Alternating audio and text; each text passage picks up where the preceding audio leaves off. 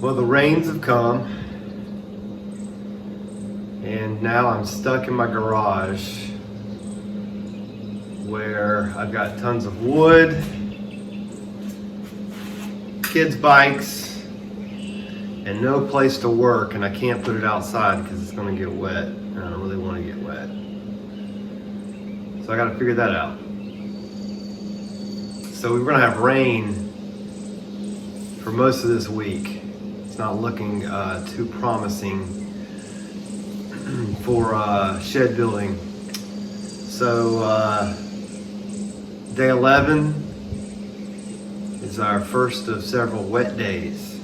I'm gonna hope to start building the doors since I can't really get out there with the shed, but it has to be done anyway. So let's dig in. It is going to be so nice when I can build my woodworking shop. Look what I'm trying to do for an outfeed table. I mean, this is ridiculous. But you gotta do what you gotta do to get the job done. And I got big sheets of plywood I need to rip, so it has to land somewhere, else I'll be in trouble by myself. Whew.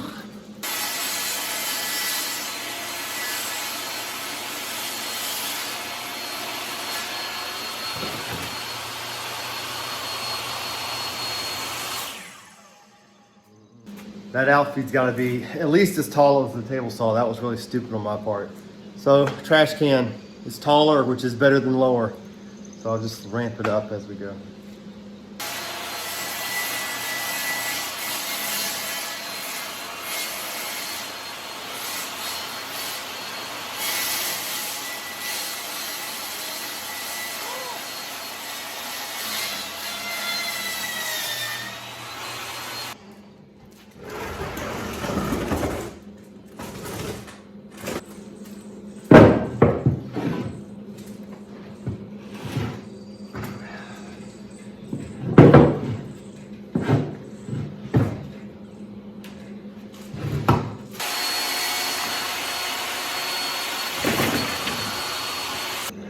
Can't cut all the way through, and we'll flip it around and cut the remainder from the other way.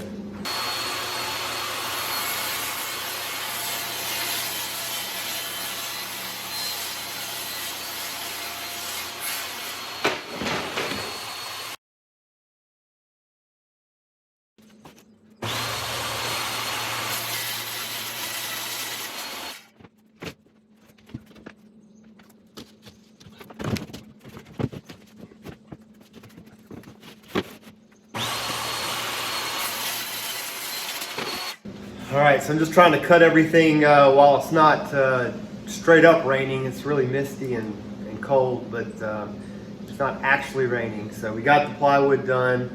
Now it's time to cross cut a few 2x4s. I'll show you how the doors are gonna be put together in a minute when it's all laid out on the floor and I start screwing it together. But in general, it's like an Oreo cookie. I'm gonna have an exterior plywood and an interior plywood, and then a 2x4 frame that's sandwiched in between. So that's the general idea. So time to cut a bunch of 2x4s.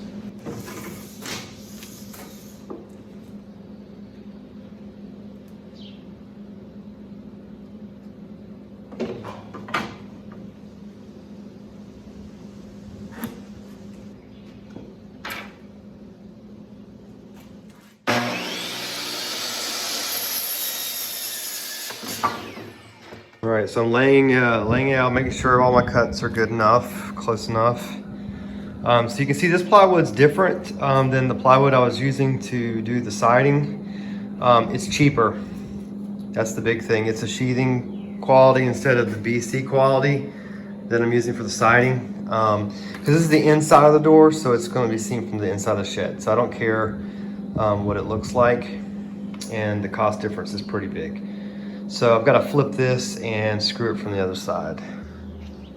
Quick soapbox on screws. So if you haven't used these star headed screws before, you haven't lived.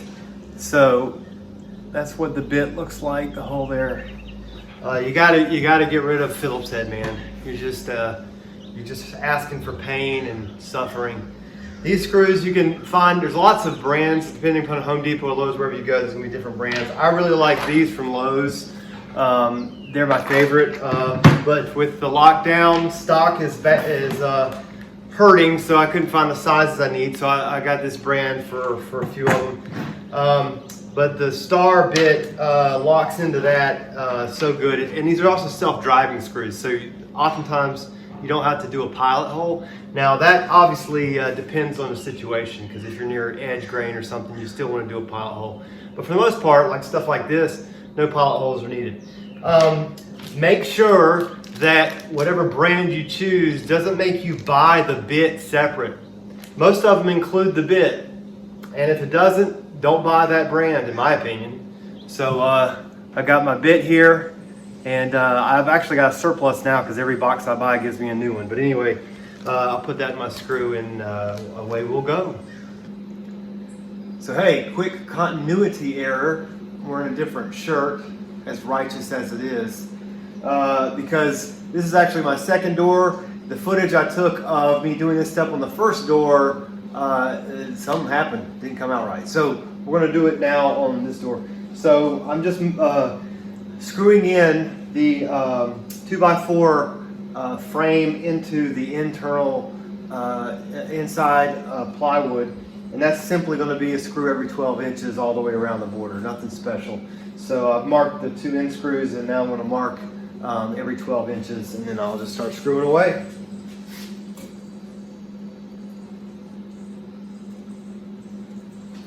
All right, I'm measuring a 1 3/4 inches in, because that's the halfway point on the 2x4 underneath.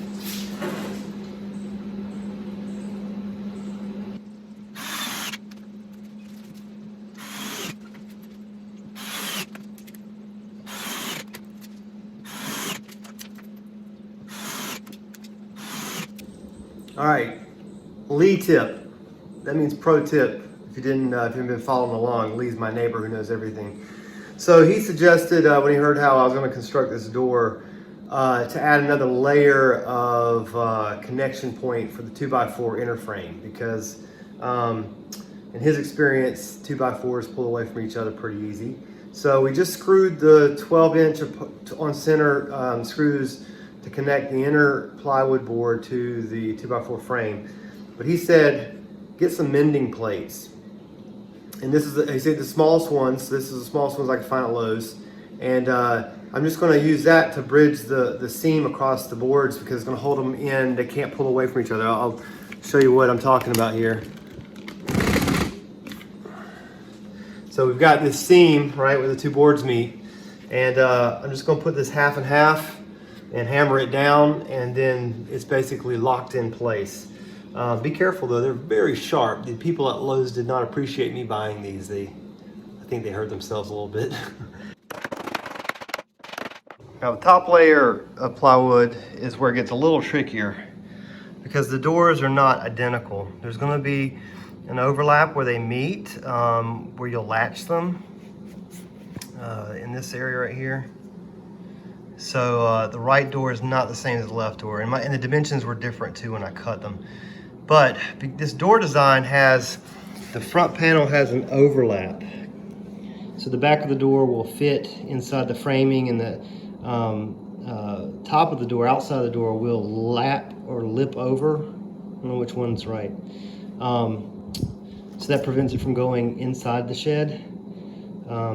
And also keeps some weatherproofing because seams overlap and stuff like that. Anyway, all that to be said, the overlaps are different on different sides, between 1 1/4, 1 1/2. So I had to go around each side and tap it with a hammer, stick a measuring tape in there, and just negotiate this board into place.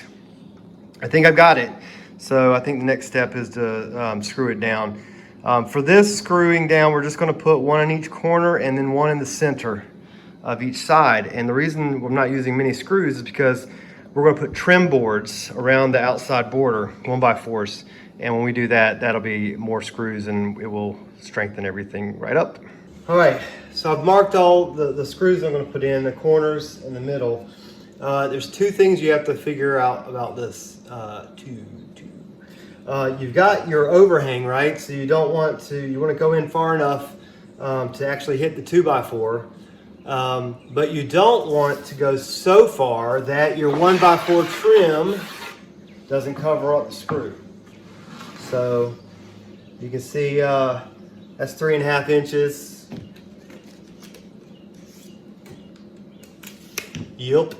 And I've gone 3 inches in. So that will cover up my screw head just enough, and it's right in the middle of the 2x4 underneath. All right, it's time for that trim. So again, you know how particular I want to be with this. Make it look as good as I can. And I've used clamps to hold it down. And for this, we're insetting 2.5 inches from edge instead of the 3 that we did before, so they won't possibly hit. Also because it needs to come in more because of the edge of the board. I don't want to split any boards. So this screw is bigger and longer because it's going to go through a couple of these layers that we've been stacking on top. So again, this is going to really pull everything together. And then finally, well, there is no finally. We're just going to screw these things in.